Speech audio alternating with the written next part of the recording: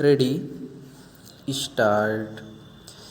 प्रवर्तन निदेशालय के फरमान पर अरविंद केजरीवाल के हाजिर न होने को लेकर स्वाभाविक ही सवाल उठने शुरू हो गए हैं।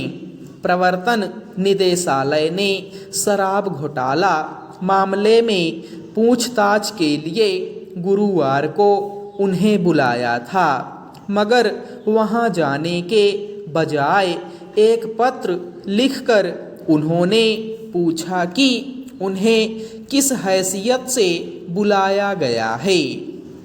पत्र में ना तो उन पर कोई आरोप स्पष्ट है और ना यह बताया गया है कि उन्हें व्यक्तिगत तौर पर तलब किया गया है। मुख्यमंत्री के तौर पर या गवाह के रूप में केजरीवाल ने प्रवर्तन निदेशालय के फरमान को राजनीति से प्रेरित और गैर कानून करार दे दिया। पूछा जा रहा है कि अब प्रवर्तन निदेशालय उनके खिलाफ क्या कार्रवाई कर सकता है। दरअसल जैसे ही प्रवर्तन निदेशालय ने अरविंद केजरीवाल को नोटिस भेजा, वैसे ही तरह तरह के कयास लगाए जाने लगे थे। भाजपा के नेता दावे करने लगे थे कि अब केजरीवाल भी गिरफ्तार होंगे। उधर आम आदमी पार्टी के नेता भी ऐसी ही आशंकाएं व्यक्त करने लगे थे।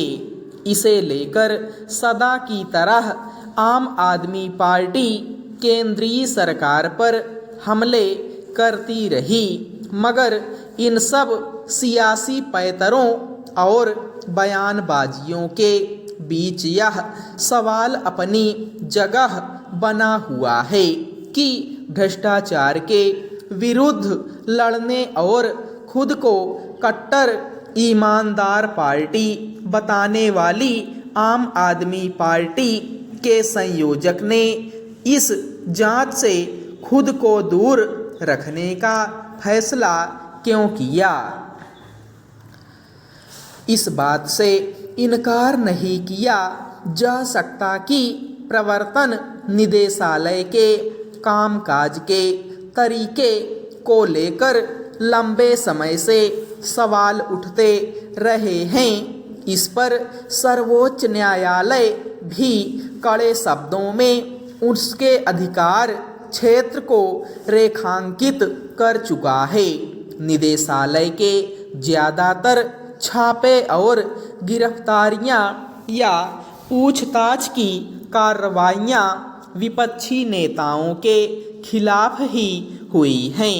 इसलिए भी उसकी मंशा पर सवाल गहरे हुए हैं, मगर इसका मतलब यह नहीं कि खुद को ईमानदार बताने वाले केजरीवाल भी उन्हीं आरोपों की आड़ में पूछताछ से बचने का प्रयास करें।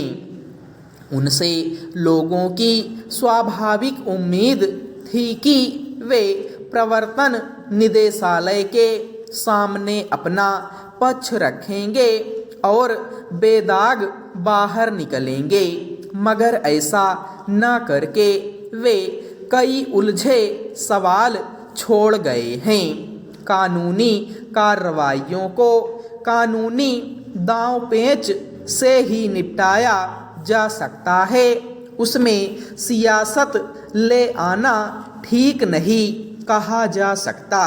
यूं वे पहले मुख्यमंत्री नहीं हैं जिन्होंने प्रवर्तन निदेशालय के फरमान की अवहेलना करते हुए पूछताछ में सहयोग न करने का फैसला किया है।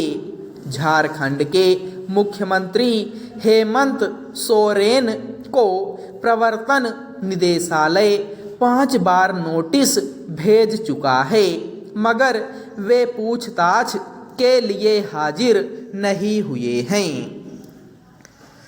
हालांकि इस आशंका को सिरे से खारिज नहीं किया जा सकता कि अगर अरविंद केजरीवाल प्रवर्तन निदेशालय जाते तो उन्हें भी गिरफ्तार किया जा सकता था। पहले ही उनके दो बड़े नेताओं उप मुख्यमंत्री रहते मनीष सिसोदिया को और राज्यसभा सांसद संजय सिंह को इसी मामले में सलाखों के पीछे भेजा जा चुका है। पिछले दिनों जिस तरह कहा गया कि शराब घोटाले में अगर लाभ पूरी पार्टी को मिला है तो पूरी पार्टी को आरोपी बनाया जाना चाहिए, उससे भी साफ हो गया था कि इस मामले में प्रवर्तन निदेशालय आम आदमी पार्टी के किसी भी नेता को पूछताछ के लिए बुलाया और फिर गिरफ्तार कर सकती है। अरविंद केजरीवाल की गिरफ्तारी का मतलब है कि पूरी पार्टी और दिल्ली सरकार आसक्त हो जाएगी, मगर केवल ऐसे कयासों के आधार पर किसी को कानून के साथ सहयोग न करने की छूट नहीं मिल जाती।